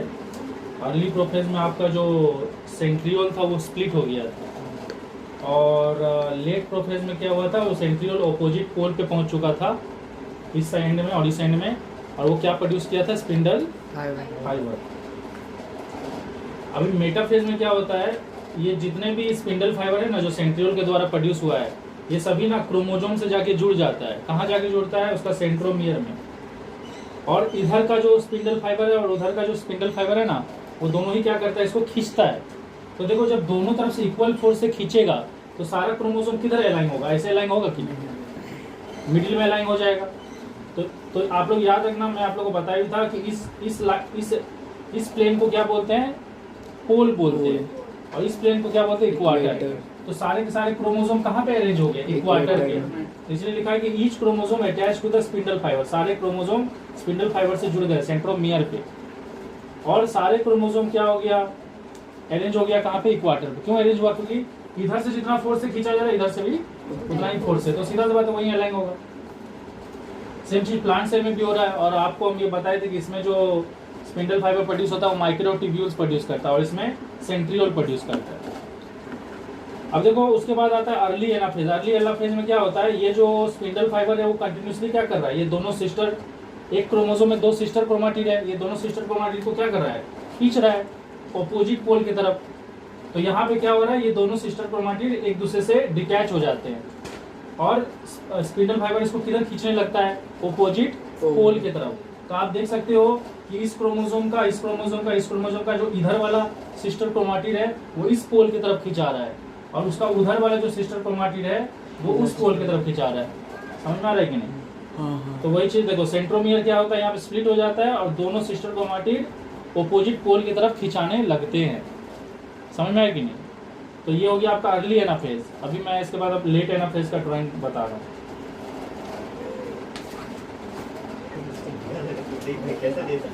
अच्छा ठीक है, मेरी बात सुनो। तो लेट एनाफेज में क्या होता है, आपका अर्ली एनाफेज में क्या हो रहा था, वो जितना भी सिस्टर क्रोमाटिड था वो ऑपोजिट पोल की तरफ खिंचा रहा था। इसमें भी सेम चीज होता है। अगर आप प्लांट सेल में देखोगे ना, तो प्लांट सेल में उसका जो अर्ली एनाफेज है और लेट एनाफेज में ज़्यादा डिफरेंस नहीं है। बस यहाँ पे जो इसके बीच में जो स्पिंडल फाइबर सब था वो क्या होने लगता है, डिसअपियर होने लगता है इस केस में। और यहाँ पे भी स्पिंडल फाइबर बीच में डिसअपियर होने लगता है, लेकिन यहाँ पे कुछ एक्स्ट्रा चीज होता है किसमें, लेट एनाफेज में, जो अर्ली एनाफेज में आप ऑब्जर्व नहीं किए होंगे। अर्ली एनाफेज में आप देखे होगे कि ये सेल पूरा ऐसे, ये जो साइटोप्लाज्म रहता है पूरा, हाँ मतलब पूरा गोल शेप का रहता है। लेकिन यहाँ पे क्या हो रहा है, जो आपका साइटोप्लाज्म है उसमें धीरे धीरे क्या फॉर्मेशन हो रहा है, ये फूरो फॉर्मेशन हो रहा है। मतलब ये धीरे धीरे यहाँ से साइटोप्लाज्म पतला होते जा रहा है। क्यों होते जा रहा है पता है, ताकि ये यहाँ से टूट के 2 अलग अलग सेल बन जाए। समझ में आया कि नहीं? इसके बाद नेक्स्ट कौन सा फेज आता है, टेलोफेज। टेलोफेज में क्या होता है, ये जो फूरो है, ये फूरो क्या होता है, और ज्यादा ही डीप होते जाता है। ठीक है, फूरो गेट डीप एंड, मतलब फूरो और ज्यादा डीप होने लगता है, क्योंकि अभी सेल यहाँ से जस्ट टूटने वाला है, और यहाँ पे न्यूक्लियर मेम्ब्रेन दोबारा फॉर्म हो जाता है। समझ में आया कि नहीं? और जो सिस्टर क्रोमाटिड था वो अब इस न्यूक्लियस के अंदर क्या बन चुका है, इस न्यूक्लियस के अंदर दोबारा क्या बन चुका है, क्रोमाटिन फाइबर बन चुका है। क्योंकि ये एक अलग सेल बनने वाला है, वो एक अलग सेल बनने वाला है। तो जो सिस्टर क्रोमाटिड इस पोल पे आया था उसके चारों तरफ क्या बन जाएगा, न्यूक्लियर मेम्ब्रेन बन जाएगा, और वो सिस्टर क्रोमाटिड अब क्या कहलाएगा, क्रोमाटिन फाइबर कहलाएगा। इसीलिए लिखा है formation of chromatin fibre. Nuclear membrane देखो दोबारा आ गया है, और जो सेंट्रियोल था ना, वो अब नया वाला सेल का क्या बनने वाला है, सेंट्रोजोम। ये चीज आपको समझ में आ रहा है? अब देखो प्लांट सेल और एनिमल सेल में क्या डिफरेंस है, इसमें ना फूरो फॉर्मेशन हो रहा है, मतलब यहाँ पे एक तरह का गैप क्रिएट हो रहा है जिससे ये सेल क्या होगा, अलग हो जाएगा। लेकिन प्लांट सेल में फूरो नहीं बनता है। प्लांट सेल में क्या बनता है, यहाँ पे एक सेल प्लेट बनता है, और वो सेल प्लेट क्या करता है, इस दोनों सेल को क्या कर देता है, अलग अलग कर देता है। ये चीज आपको समझ में आ रहा है? यस। उसके अलावा देखो न्यूक्लियस के अंदर यहाँ पे डॉट दिख रहा है, हाँ। ये डॉट है न्यूक्लियोलस, जो कि राइबोसोम बनाता है, जिसका काम है प्रोटीन सिंथेसिस करना।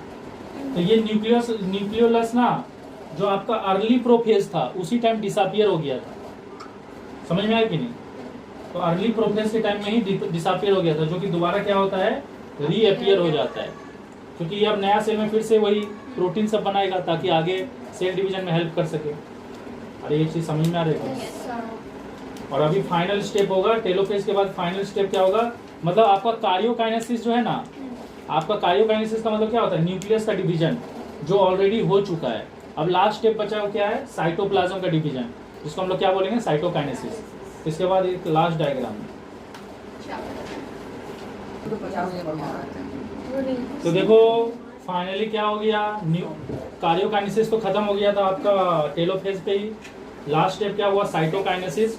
वो जो फूडो है वो इतना बड़ा हो गया कि दोनों साइटोप्लाज्म डिटैच हो गया। ये अब एक नया सेल बन चुका है और ये एक नया सेल बन चुका है। तो ये जो सेंट्रियोल था अब ये सेंट्रोजोम कहलाएगा, और जो आपका सिस्टर क्रोमाटिन था वो अब क्रोमाटिन फाइबर कहलाएगा। और अभी ये कौन सा फेज में आ गया, दोबारा इंटरफेज में। मतलब अभी ये फिर से मैच्योर होगा। इसका साइटोप्लाज्म का क्वांटिटी क्या है, कम है, फिर वो क्वांटिटी बढ़ेगा। और यहाँ पे देखो सेल प्लेट क्या किया, इसको दोनों सेल का प्लाज्मा मेम्ब्रेन को सेपरेट कर दिया, और यहाँ पे फिर दो नया नया सेल बन चुका है। और ये प्रोसेस ऐसे चलते रहेगा।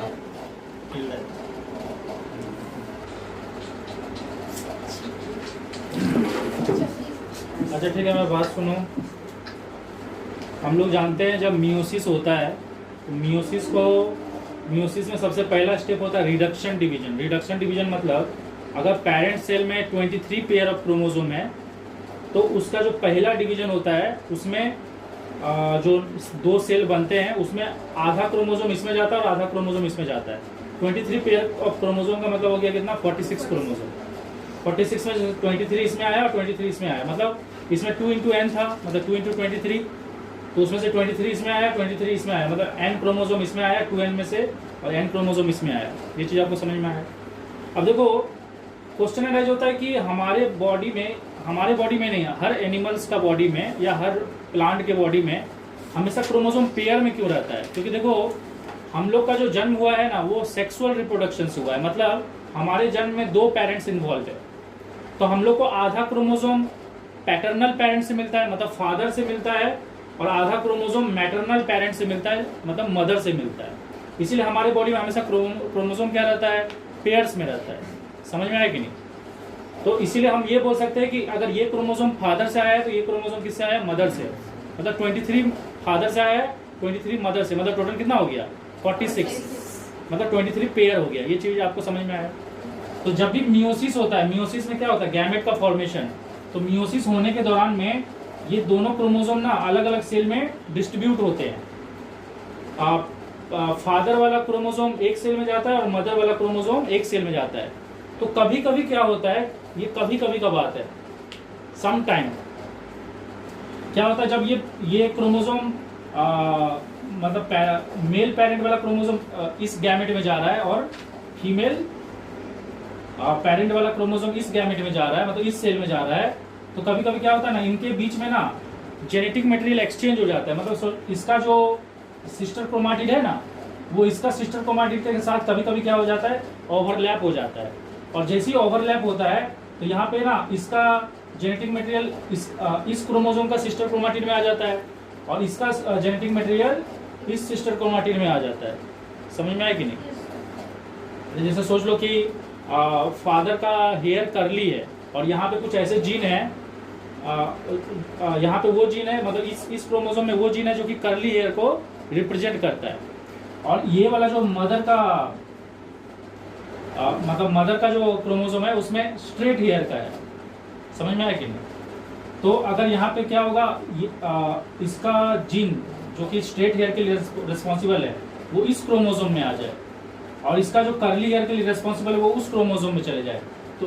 तो तब ये क्रोमोसोम का डिस्ट्रीब्यूशन के बाद क्रोमोसोम जब इसमें से, अरे जेनेटिक मटेरियल एक्सचेंज हो गया ना, उसके बाद ये क्रोमोसोम इसमें जाएगा। तो ये क्रोमोसोम जब इसमें जाएगा तो इसके अंदर फादर वाला तो सादा क्वालिटी रहेगा लेकिन मदर वाला स्ट्रेट हेयर का भी क्वालिटी आ जाएगा, क्योंकि इस क्रोमोसोम का क्वालिटी इसमें आ गया और इसमें मदर वाला सारा क्वालिटी आएगा क्योंकि ये वाला क्रोमोसोम है, मदर वाला क्रोमोसोम है, लेकिन इसमें फादर वाला कर्ली हेयर का भी कैरेक्टरिस्टिक आ जाएगा। अरे आपको समझ में आ रहा है हम क्या बोलना चाहते हैं। तो ये जो जेनेटिक मटेरियल है ना कभी कभी इन क्रोमोसोम के बीच में एक्सचेंज हो जाता है। कब एक्सचेंज होता है, जब सेल डिवीजन, मतलब ये सेल डिवीजन होने वाला रहता है। अरे समझ में आ रहा है कि नहीं? तो ये जो जेनेटिक मटेरियल एक्सचेंज हो जा रहा है किसी दो क्रोमोसोम के बीच में, इस सिचुएशन को क्या बोलते हैं? क्रॉसिंग ओवर बोलते हैं। क्या बोलते हैं? Crossing over. तो लिखा भी है this phenomena is called crossing over. और जिस पॉइंट पे ये होता है, जिस पॉइंट पे ये दोनों जेनेटिक मटेरियल एक्सचेंज होता है, आपको वो पॉइंट दिख रहा होगा कि एक्स जैसा स्ट्रक्चर दिख रहा होगा। तो उस पॉइंट को क्या बोलते हैं? उस पॉइंट को नाम दिया गया है चाइस्मा, CHIASMA। समझ में आया? लेकिन एक तो चीज मैं और बहुत इंपॉर्टेंट चीज बता रहा हूँ, ये क्रॉसिंग ओवर जो होगा ना, मतलब ये जो जेनेटिक मटेरियल एक्सचेंज होगा, ये उन्हीं क्रोमोसोम के बीच में होगा जो दिखने में सेम होंगे। तो लड़कियों में खासियत क्या है? लड़कियों में जो 1 से लेकर 23 पेयर्स है ना, वो सभी के सभी क्रोमोसोम का जो पेयर है वो दिखने में सेम है। मतलब जो पहला पेयर होगा वो भी सेम होगा, दूसरा पेयर भी दिखने में सेम होगा। अरे मैं मतलब ये बोलना चाहता हूँ, पहला पेयर में जो 2 क्रोमोसोम होगा ना, वो दोनों आपस में दिखने में सेम होगा। फिर दूसरा पेयर में जो क्रोमोसोम होगा पेयर, वो आपस में दिखने में सेम होगा। मैं ये नहीं बोल रहा कि ये दोनों सेम होगा। तो गर्ल्स में क्या होता है, पूरा पहला पेयर भी सिमिलर दिखता है, दूसरा पेयर भी सिमिलर दिखता है, यहाँ तक कि 23rd पेयर भी सिमिलर दिखता है। लेकिन बॉयज में ना सिर्फ 1 से लेकर 22 पेयर तक ही सिमिलर दिखता है। जो 23वां पेयर होता है वो सिमिलर नहीं दिखता। ऐसा क्यों होता है? क्योंकि देखो, जो आपका 1 से लेकर 22 पेयर तक का जो क्रोमोसोम है ना, वो चाहे बॉयज में हो या गर्ल्स में, वो सेम ही होता है। बॉयज में जो क्रोमोसोम होता है 1 से लेकर 22 पेयर तक, मतलब हम बोल सकते हैं गर्ल्स में जो 44 क्रोमोसोम, 22 पेयर्स ऑफ क्रोमोसोम, मतलब क्या हो गया? 44 क्रोमोसोम। और गर्ल्स का 44 क्रोमोसोम और बॉयज का 44 क्रोमोसोम क्या होता है? सेम ही होता है। क्योंकि वो क्रोमोसोम का काम है बॉडी फीचर को डिजाइन करना। तो हमारा बॉडी फीचर सेम ही दिखता है। लेकिन जो लास्ट वाला जो पेयर है ना, 23rd पेयर, ये डिसाइड करता है कि आप लड़का होगे या लड़की। समझ में आया कि नहीं? इसलिए लड़का और लड़की में 1 से लेकर 22 तक का जो पेयर ऑफ क्रोमोसोम रहता है, दे ऑल आर सेम। लेकिन जो 23वां पेयर है वो डिसाइड करेगा कि हम लड़का होंगे कि लड़की। अगर 23वां पेयर XY है, अगर जो 23वां पेयर है वो XY है तो लड़का होगा, और अगर 23वां पेयर XX है तो वो लड़की होगा। समझ में आया कि नहीं? तो ये जो XX है ना, ये हमारा सेक्स को डिसाइड करता है कि whether we will be male और फीमेल। तो अगर आपका XY होगा तो मेल और XX हुआ तो फीमेल। तो इससे ये पता चल गया कि लड़कियों में तो सारे के सारे पेयर ही होमोलोगस होते हैं। देखो ना, ये दोनों भी सेम ही दिख रहा है, मतलब दोनों का दोनों X है। और लड़का में क्या होता है, 1 से लेकर 22 पेयर तक तो होमोलोगस होता है, 23वां पेयर सेम नहीं है। देखो, ये X है और ये Y है। और होमोलोगस क्रोमोसोम में क्या होता है, जैसे सोच लो कि ये दोनों होमोलोगस क्रोमोसोम है, तो इसका जो जेनेटिक अरेंजमेंट जैसा होगा, इसका जेनेटिक अरेंजमेंट भी वैसा ही होगा। लेकिन यहाँ पे X और Y का जेनेटिक अरेंजमेंट सेम नहीं रहता है। ये चीज सारी चीज समझ में आया? तो क्रॉसिंग ओवर कब होता है? जब मियोसिस होता है। तो क्या होता है, जो मैटरनल और पैटर्नल क्रोमोसोम है ना, उनके बीच में जेनेटिक मटेरियल एक्सचेंज हो जाता है। इस एक्सचेंज को क्या बोलते हैं? Crossing over. जहाँ पे एक्सचेंज होता है उसको चाइस्मा बोलते हैं। ये सारी चीज समझ में आया?